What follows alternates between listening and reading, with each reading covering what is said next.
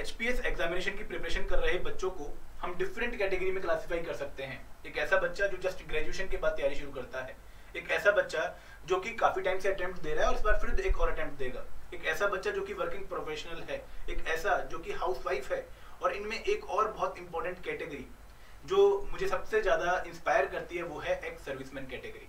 दोस्तों, इन लोगों की अपनी विचारधाराएं हैं, इन लोगों के अपने तरीके हैं, और इन लोगों के लिए प्रिपरेशन करना कहीं ना कहीं एक नॉर्मल कैंडिडेट से ज्यादा डिफिकल्ट हो जाता है, क्योंकि इनकी सिचुएशन, इनके सर्कमस्टांसेस डिफरेंट होते हैं as compare to other student.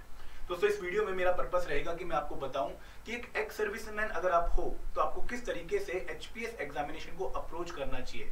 And I hope कि ये वीडियो आप लोगों को इंस्पायर करने में हेल्प करे, क्योंकि मैं जानता हूं कि आप लोग मुझसे भी ज्यादा एज में हैं, मुझसे भी ज्यादा एक्सपीरियंस्ड हैं, लेकिन कहीं ना कहीं मैं आपको जो बताऊंगा वो सिर्फ गाइडलाइंस होंगी, आप लोग उनको अपने तरीके से फॉलो कर सकते हैं। ठीक है, तो शुरुआत करते हैं इस वीडियो की। दोस्तों, इस वीडियो की शुरुआत करने से पहले मैं आप लोगों को सबसे पहले ये बताना चाहूंगा कि देखो, एक्स सर्विसमैन होना अपने आप में एक बहुत प्रेस्टीज वाली बात है। ठीक है, क्योंकि आप लोग देश की सेवा करके आए हैं, कंट्री को सर्व करके आए हैं, और आगे जिस एग्जाम की आप तैयारी कर रहे हैं, एचएस एग्जाम की, वहां पर भी कहीं ना कहीं सोशल सर्विस आपका एक एस्पेक्ट रहेगा। लेकिन जब आप तैयारी करना शुरू करते हैं तो आपको कुछ चैलेंजेस दिखते हैं जो कि नॉर्मल कैंडिडेट के पास नहीं होते हैं, और यही चैलेंजेस आपकी सिचुएशन को डिफिकल्ट बना देते हैं from the examination point of view, from the preparation point of view. अब ये चैलेंजेस क्या हैं? दोस्तों, एक सबसे बड़ा चैलेंज जो मुझे बच्चों से बात करके, एक्स सर्विसमैन से बात करके पता लगा है, वो ये है कि काफी लंबा ब्रेक हो जाता है। आप में से काफी एक्स सर्विसमैन ऐसे हैं जिन्होंने कम से कम 10 साल पहले, 15 साल पहले कहीं ना कहीं पढ़ाई करी थी, और उसके बाद वो लॉन्ग ब्रेक पर है फ्रॉम दी स्टडीज, और अब जब वो दोबारा बुक उठा रहे हैं तो उनको बहुत अजीब सा लगता है। ठीक है, स्टार्ट करना डिफिकल्ट होता है, क्योंकि उनकी जो ब्रेक है वो काफी लंबी हो चुकी है और स्टडीज से वो काफी आउट ऑफ टच हैं। तो एक सबसे बड़ा कारण जो उनको सबसे मुश्किल भी लगता है स्टार्टिंग में, वो ये है कि just because they are out of touch from the studies, उनको ये नहीं पता लगता कि किस तरीके से हम दोबारा एनर्जी के साथ इस तैयारी को शुरू करें। सेकेंड इंपॉर्टेंट पॉइंट जो मुझे लगता है कि उनके पास अब एक फैमिली होती है। नो डाउट आप में से भी बहुत सारे कैंडिडेट ऐसे होंगे जिनके पास फैमिली होगी, लेकिन जनरली एक्स सर्विसमैन के पास हमें फैमिली देखने को मिलती है, बच्चे भी होते हैं, और फैमिली के साथ तैयारी मैनेज करना दोस्तों अपने आप में एक बहुत डिफिकल्ट जॉब है, क्योंकि कहीं ना कहीं आप लोगों को लगता है कि यार मुझे 4-5 घंटे स्टडी में देने भी हैं, और दूसरी बात कि मुझे अपनी फैमिली को भी टाइम देना है, बच्चे भी बड़े हो रहे हैं, इनको भी इनका भी ध्यान रखना है। तो ये जो टाइम मैनेजमेंट है ना between the professional and personal life, ये बहुत डिफिकल्ट हो जाती है, और कहीं ना कहीं आपकी तैयारी अफेक्ट होती है जस्ट बिकॉज कि you are having a family. लेकिन दोस्तों, हमने देखा भी है कि बहुत सारे एक्स सर्विसमैन ऐसे हैं जो इसको एज अ स्ट्रेंथ भी काम करते हैं, क्योंकि फैमिली है, डिस्ट्रैक्शंस नहीं होंगी। ठीक है, जैसे एक नॉर्मल जो सिंगल कैंडिडेट है उसको बहुत सारी डिस्ट्रैक्शंस होती हैं, आप लोग समझते हैं इन बातों को, तो वो डिस्ट्रैक्शंस इनको नहीं होती हैं, they are generally more stable as compare to other students. ठीक है, तीसरी जो एक डिफिकल्टी मैंने फील करी है from the after talking with the ex serviceman category, वो ये है कि एज। दोस्तों, हम हमेशा कहते हैं कि देखो, एक एज लिमिट है पर्टिकुलर प्रिपरेशन की, जहां पर आपका जो माइंड है आपको सपोर्ट करता है। फॉर एग्जाम्पल, जैसे 21 से 25 एज का बच्चा है, काफी हाई एनर्जी रहती है। ठीक है, तैयारी करने में बड़ा मजा भी आ रहा होता है उसको, और दूसरी बात कि उसका उस टाइम पर सिचुएशन ऐसा होता है कि अगर वो कुछ चीज पढ़ रहा है तो उसको याद करने की जो पावर है उसकी जनरली ज्यादा होती है as compare to a student जो कि एज हो चुका है, थोड़ा बूढ़ा हो चुका है। बूढ़ा वर्ड थोड़ा हार्श हो जाएगा, थोड़ा एल्डर हो चुका है। ठीक है, अब दोस्तों यहाँ पर इशू क्या होता है कि आप जनरली जब आपका एज इंक्रीज होता है तो कहीं ना कहीं आपके माइंड में और भी बहुत सारी बातें चल रही होती हैं। 21 से 25 एज का बच्चा, या फिर 26 भी लगा लो, 27 भी लगा लो, जनरली फ्री होता है फ्रॉम दी सोशल प्रेशर, और यहाँ पर उसका एक ही पर्पस होता है, सिर्फ तैयारी करना। आपने देखा भी होगा कि उनके पास जनरली क्या इशू होंगे, या तो फाइनेंशियल इशू होगा, घर वाले कह रहे होंगे कि प्लेसमेंट आपको लेनी चाहिए, आपको जल्दी कमाना चाहिए, अदरवाइज कोई और मेजर प्रेशर नहीं होता, क्योंकि शादी का प्रेशर भी 25-26 के बाद आना शुरू होता है। लेकिन जो एज फैक्टर है, यहाँ पर आप फैमिली संभाल रहे होते हो, उनका जीवन यापन कर रहे होते हो, तो कहीं ना कहीं बहुत सारी चीजें आपके माइंड में चल रही होती हैं। तो जो लर्निंग पावर है, जो रिमेंबर करने की पावर है चीजों की, वो कहीं ना कहीं आपकी रिड्यूस हो जाती है as compare to a normal 21 से 25 वाला कैंडिडेट। ठीक है, चौथा जो हमें एक इशू देखने को मिलता है with the ex serviceman category, वो होता है लैक ऑफ मोटिवेशन। दोस्तों, जनरली मैं इसको एक इशू इसलिए मानता हूँ क्योंकि यहाँ पर आप एक एज के ऊपर हो चुके हो, तो 36-37 एज के होते हो, और ऑलरेडी आप लोगों ने अच्छा कमा लिया होता है, अच्छी देश की सेवा कर ली होती है। तो जो इनिशियल ब्रेक आता है ना, कई बार आपको सफलता पहले 2 अटेम्प्ट में नहीं मिलती, तो कहीं ना कहीं आप आउट ऑफ टच हो जाते हैं, आपको लगता है कि नहीं कुछ और देखते हैं फिर आप, है ना, एचएस अपने लिए नहीं है।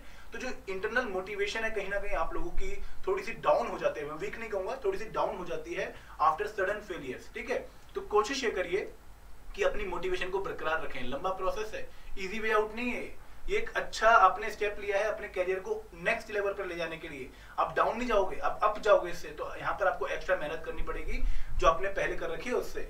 तो जो लैक ऑफ मोटिवेशन है कहीं ना कहीं इसको आप टैकल कर सकते हो, क्योंकि आप लोगों का माइंड स्ट्रांग है, जो हम अगली स्लाइड में देखेंगे कि क्या स्ट्रेंथ है आप लोगों की। पांचवी जो चीज मुझे बहुत इंपॉर्टेंट देखने को मिलती है और जो काफी बड़ा इशू है वो है टाइम मैनेजमेंट। इन चारों फैक्टर्स की वजह से कहीं ना कहीं टाइम मैनेजमेंट आपकी अफेक्ट होती है। एक और बात कि जब आप लोगों ने तैयारी करी थी तब आपके माइंड में सेटअप कुछ और था, आप लोगों के लिए एचएस की पोजीशन कुछ और थी, लेकिन अब सिचुएशन काफी और डिफरेंट हो चुकी है। और अब जो कंपटीशन का लेवल है, अब जो एग्जाम का पैटर्न है या फिर एग्जाम का स्टाइल है वो काफी डिफरेंट हो चुका है। और अब आप लोगों को दिक्कत आती है इन मैनेजिंग द टाइम, क्योंकि आपके हिसाब से एचएस एग्जामिनेशन किसी और तरीके से होता था और जब आप दोबारा तैयारी करने आए हो तो एचएस एग्जामिनेशन अब डिफरेंट तरीके से होता है। तो आप लोगों को कहीं ना कहीं जो चीजें हैं, करंट अफेयर हो गए, हिमाचल जीके हो गई और स्टैटिक जीएस हो गई, इनको बैलेंस करने में दिक्कत आती है। तो दोस्तों अगेन सॉल्यूशन है हर चीज के, लेकिन जर्नली मुझे लगता है आप लोगों से बात भी काफी करी है कि ये 5 प्रॉब्लम जर्नली एक एक्स सर्विसमैन कैटेगरी का जो स्टूडेंट है, कैंडिडेट है, वो फील करता है। लेकिन दोस्तों आप लोगों में स्ट्रेंथ भी है। अगर आप देखें तो आप लोगों का जो माइंड है वो जर्नली काफी स्ट्रांग होता है as compare to other students. आप लोग एक्सपीरियंस स्टूडेंट है, आप लोगों ने डिफरेंट सिचुएशन देख ली हैं। आप लोग एक तरह से कहते हैं ना कि मार्केट में उतर के वापस आए हो, मतलब आप लोगों ने पूरी जो ग्रास रूट सिचुएशन है वो देख रखी है और आप लोग उनको हैंडल करने में काफी समर्थ भी हो। तो आप लोगों का जो मेंटल लेवल है वो काफी स्ट्रांग है as compare to other student, और कहीं ना कहीं आप लोग किसी भी एडवर्स सिचुएशन को काफी अच्छा हैंडल कर सकते हो अगर आप लोग चाहो तो। ठीक है, ये स्ट्रेंथ है, इसको आगे यूज भी करेंगे हम। दूसरी जो स्ट्रेंथ मुझे देखने को मिलती है वो ये होती है कि फाइनेंशियल सिक्योरिटी कहीं ना कहीं होती है एक्स सर्विसमैन कैटेगरी को, क्योंकि आप लोगों ने ऑलरेडी जॉब कर रखी होती है। एक और बात कि यहाँ पर आप लोग ऑलरेडी काफी इस तरीके से भी चलते हो कि आप अपना फ्यूचर सिक्योर करके चलते हो और आप लोग 2-3 साल की तैयारी आराम से कर सकते हो विदाउट अर्निंग एनीथिंग। तो आप ये बैलेंस बना के चलते हो, तो ये चीजें आपको अफेक्ट नहीं करती हैं ड्यूरिंग द प्रिपरेशन। एक और पॉइंट जो मुझे देखने को मिलता है वो है इमोशनल इंटेलिजेंस। दोस्तों हम हमेशा कहते हैं कि सिर्फ नॉलेज आपको सिलेक्ट नहीं करवाती है, नॉलेज एक फैक्टर है सिलेक्शन का, लेकिन it is not the only factor जो आपको सिलेक्ट करवाएगी। कहीं ना कहीं आपको इमोशनली इंटेलिजेंट होना पड़ेगा। आप लोगों को जो एग्जाम स्ट्रेस है उसे डील करना आना चाहिए, फिर जो डिफरेंट स्टेजेस हैं, लॉन्ग प्रोसेस है, उससे डील करना आना चाहिए। तो जनरली जो एक्स सर्विसमैन कैटेगरी के लोग हैं जो ऑलरेडी काफी लाइफ का एक्सपीरियंस लेकर आ चुके हैं, they are more emotionally intelligent, they can very well handle the adverse situation. और इनसे बात करके लगता भी है कि यार इनका माइंड बहुत स्ट्रांग है और इन लोगों को सिर्फ एक इंटरनल मोटिवेशन या फिर स्पार्क की जरूरत है दोबारा से तैयारी करने में। और अगेन दोस्तों बहुत मुश्किल नहीं है ये प्रोसेस आप लोगों के लिए, लेकिन आप लोगों को अपना मन थोड़ा स्ट्रांग करना पड़ेगा। और ये वीडियो बनाने का मेन पर्पस यही था कि मैं आप लोगों को बता पाऊं कि आपके वीकनेस क्या है जिन पे आपको काम करना है और आपकी स्ट्रेंथ क्या है जिनको आपको यूज करना है for getting a good result in the HPS examination.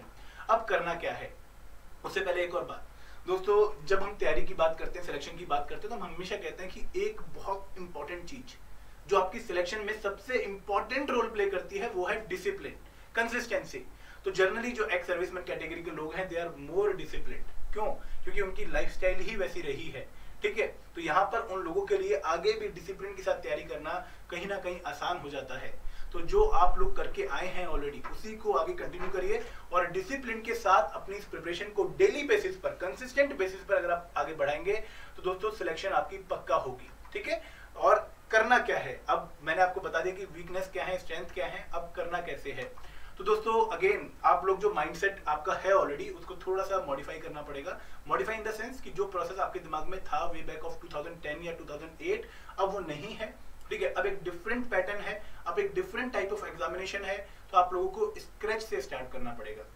No doubt आप में से काफी बच्चे काफी होशियार रहे होंगे अपने ग्रेजुएशन के टाइम पर, टॉपर रहे होंगे, बहुत अच्छा रिजल्ट रहा होगा, एकेडमिक बैकग्राउंड बहुत अच्छा रहा होगा, लेकिन अब आपको अगेन ये मानना पड़ेगा कि भाई मैं थोड़ा जीरो लेवल पर हूं, तो मुझे दोबारा से फाउंडेशन बिल्डिंग करनी है और इस प्रोसेस में दोबारा से कूदना है और बिल्कुल बेसिक से, बिल्कुल स्क्रैच से मुझे स्टार्ट करना है। आपको ये मान के चलना पड़ेगा कि यार मेरी नॉलेज नील बटे सन्नाटा है और अगर मैं बहुत ढंग से पढ़ूंगा स्टार्टिंग से तो कहीं ना कहीं मैं बाकी चीजों जो पुरानी पढ़ी है वो भी रिवाइज होती रहेंगी मेरी, लेकिन मैं एक अच्छी फाउंडेशन के साथ आगे इस एग्जाम को दे पाऊंगा। ठीक है, तो पहला स्टेप आपका क्या है कि आपको ये नहीं मानना है कि मैंने ऑलरेडी क्या क्या कवर कर रखा है। मैं आपको इसलिए कह रहा हूँ, नो डाउट आपने बहुत अच्छा भी कवर कर रखा होगा, लेकिन क्योंकि आप आउट ऑफ टच थे, एक लंबी ब्रेक के बाद तैयारी करने आ रहे हो, तो आप लोगों को अगर आप स्केच से स्टार्टिंग करोगे तो काफी बेनिफिट मिलने वाला है।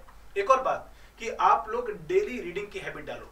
दोस्तों जो सबसे बड़ी दिक्कत आती है वो ये आती है कि आप लोग कहीं ना कहीं 3-4 घंटे बैठ तो सकते हो, लेकिन जो पढ़ने वाली हैबिट है वो नहीं है। आप लोग को अगर मैं काम देता हूँ आप पक्का 3-4 घंटे लगातार काम करोगे without standing for single time. लेकिन अगर आपको बोले कि 4 घंटे पढ़ना ही है तो कहीं ना कहीं दिक्कत आ जाती है। तो आप लोगों को जो डेली रीडिंग की हैबिट है वो शुरू करनी पड़ेगी, क्योंकि ये दोस्तों बहुत इंपॉर्टेंट हैबिट है, ना सिर्फ वोकेबलरी इंप्रूव करने के लिए या फिर सिटिंग हैबिट इंप्रूव करने के लिए, बल्कि आपके ओपिनियंस को बिल्ड करने के लिए। नो डाउट आप लोगों ने ऑलरेडी कुछ ओपिनियंस बिल्ड कर रखे होंगे, क्योंकि 36-37 तक हमारी एक विचारधारा बन जाती है।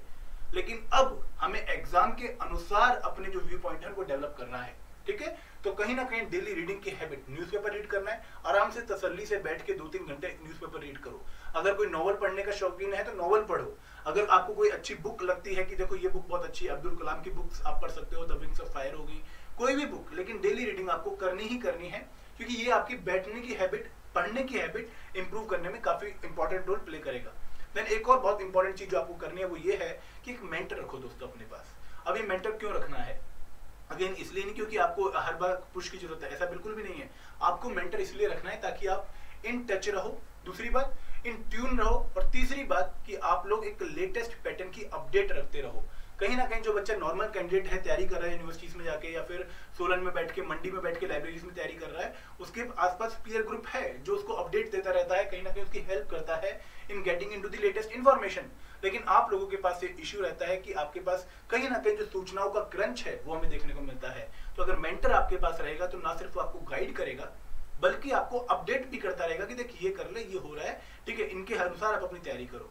तो मेंटर आप लोगों के पास अगर रहेगा तो कहीं ना कहीं आप लोग डिसिप्लिन्ड होके विदाउट टेकिंग द टेंशन की आउटर वर्ल्ड में क्या चल रहा है आप तैयारी कर सकते हो। दोस्तों चौथा काम आपको क्या करना है कि पेशेंस रखना है। देखिए यहाँ पे सडन या एकदम रिजल्ट आपको नहीं मिलने वाले हैं। भले ही कट ऑफ प्रीलिम्स में कम जाती है, मेंस में कम जाती है, इसका मतलब ये नहीं कि आप एक बार में ही नॉर्मल तरीके से पढ़ के भी एग्जाम क्लियर कर लोगे। यहाँ पर हमने एक्स सर्विसमैन कैटेगरी के लोग भी देखे हैं जो बहुत मेहनत करते हैं, भयंकर मेहनत करते हैं, फिर भी 2 अटेम्प्ट 3 अटेम्प्ट तक सिलेक्शन नहीं मिलती है। लेकिन दोस्तों अगर आपने एचपीएस गोल्ड रख लिया है तो पेशेंस रखना पड़ेगा, ये आपकी पहली रिक्वायरमेंट है। और मैं पर्सनल एक्सपीरियंस या फिर दोस्तों से बात करके एक्सपीरियंस जो मिला है उसके बेसिस पे बता रहा हूँ कि पेशेंस रखोगे तो रिजल्ट आपको पक्का मिलेगा। और पेशेंस में भी क्या ध्यान रखना है कि जो भी गलतियां आप कर रहे हो वो रिपीट ना करो, उनकी एनालिसिस रखो प्रॉपर, क्योंकि आप लोग तो वैसे भी हिसाब खाते में काफी अच्छे रहते हो और आप लोगों को पूरा पता होता है कि क्या चल रहा है मेरी लाइफ में, आप लोग पूरा हिसाब रखते हो। तो यहाँ पर अपनी गलतियों का भी हिसाब रखना है कि जो गलती मैं कर रहा हूँ वो मैं रिपीट ना करूँ, क्योंकि जनरली जैसे एक्स सर्विसमैन कैटेगरी से दिक्कत क्या आती है कि पेपर में उनको पता है कि कट ऑफ कम जाएगी, लेकिन फिर भी ओवर अटेम्प्ट कराते हैं, 100 के 100 क्वेश्चन करके आ जाते हैं, 80 क्वेश्चन करके आ जाते हैं और बहुत नेगेटिव मार्किंग हो जाती है और उसके लिए सिलेक्शन नहीं हो पाती है। एक और दिक्कत क्या आती है कि सीसेट में नंबर काफी कम आते हैं। सीसेट क्यों है कम आते हैं? क्योंकि ऐसा नहीं कि मैथ बहुत वीक था, मैथ ठीक था अपने टाइम पर, लेकिन प्रैक्टिस नहीं करी पिछले 15 सालों से, 10 सालों से, तो वो तो आउट ऑफ टच हो गई। तो यहाँ पर आपको अपना वीक पॉइंट जो है इन टर्म्स ऑफ स्टडीज कि मुझे पॉलिटी वीक लगती है, मुझे सीसेट वीक लगता है, मेरी इंग्लिश कमजोर है, जो भी आपका वीक पॉइंट है उस पर काम करना है और पेशेंस के साथ काम करना है, बिल्कुल बेसिक से काम करना है, ठीक है। नेक्स्ट इंपॉर्टेंट चीज कि बैलेंस योर प्रिपरेशन। दोस्तों ये एक बहुत इंपॉर्टेंट पॉइंट है, ध्यान से सुनिए मेरी बात, कि आपको ध्यान रखना है कि हिमाचल जीके एक इंपॉर्टेंट कंपोनेंट है, वहां पर भी आपका सिंपल क्वेश्चन गलत नहीं होना चाहिए। आपका करंट अफेयर भी एक इंपॉर्टेंट कंपोनेंट है, वहां पर भी सिंपल क्वेश्चन आपका गलत नहीं होना चाहिए। और जीएस जहां पर इंडियन पॉलिटी, इंडियन इकोनॉमी आती है, वो भी इंपॉर्टेंट कंपोनेंट है, वहां पर भी आपका सिंपल क्वेश्चन गलत नहीं होना चाहिए। अगर आप हिमाचल जीके में अगर 20-25 क्वेश्चन आ रहे हैं, वहां पर 10 से 12 क्वेश्चन ठीक करते हो, करंट अफेयर अगर 20 क्वेश्चन आ रहे हैं तो आप 10 से 12 ठीक करते हो, और जीएस में अगर 65 आ रहे हैं 30 ठीक करते हो, आपकी सिलेक्शन कहीं नहीं जा रही, आप 100% सिलेक्टेड हो। लेकिन अगर आप लोग एक ही कंपोनेंट को बहुत ज्यादा वेटेज दे दोगे और दूसरे कंपोनेंट्स को बिल्कुल ढीला छोड़ दोगे तो कहीं ना कहीं सिलेक्शन आपकी इफेक्टिव भी हो जाएगी। दोस्तों जो बच्चे सिलेक्ट होते हैं ना वो कहीं ना कहीं तीनों चीजों को इक्वली लेकर चल रहे होते हैं, तो आप लोगों को भी वही ध्यान रखना है कि तीनों चीजों को इक्वली लेकर चलो, ठीक है। चौथी last but not the least part कि आप लोगों को रिवीजन बार बार करनी है। आप लोगों के पास थोड़ा सा जो इशू है वो ये है कि एज फैक्टर हो चुकी है, तो हम कहते हैं कि रिवीजन में थोड़ी दिक्कत आती है, याद रखने में दिक्कतें आती हैं, सोशल काम बहुत ज्यादा है, तो यहाँ पर आपको बार बार रिवाइज करना पड़ेगा। छोटे छोटे रिवीजन के पीरियड रखो, 3 दिन पढ़ा चौथे दिन रिवाइज करो, 3 दिन पढ़ा फिर चौथे दिन रिवाइज करो, इस तरीके से स्टेप बाय स्टेप चलो और प्रैक्टिस करो। आप लोगों के लिए एक बहुत इंपॉर्टेंट टूल है मॉक टेस्ट। जितने मॉक टेस्ट दोगे उतना अपने माइंड को ट्रेन कर पाओगे, और ये सिर्फ माइंड की ट्रेनिंग ही है मेरे दोस्त, क्योंकि आप लोग नालायक नहीं हो, आप लोग बहुत होशियार हो। लेकिन आप लोगों की माइंड की ट्रेनिंग जो है एजुकेशन फील्ड में वो काफी पुरानी हो चुकी है और आप लोगों को नए तरीके से अपने आप को प्रेजेंट करना पड़ेगा। मैं हार्श वर्ड कई बार इसलिए यूज कर रहा हूँ क्योंकि मैं आप लोगों को इंटरनली मोटिवेट करना चाहता हूँ। मैं चाहता हूँ कि आप लोग सिलेक्ट हो, ठीक है। तो ये था एक मेरा छोटा सा वीडियो जहां पर मैं आप लोगों को गाइड करने की कोशिश कर रहा था।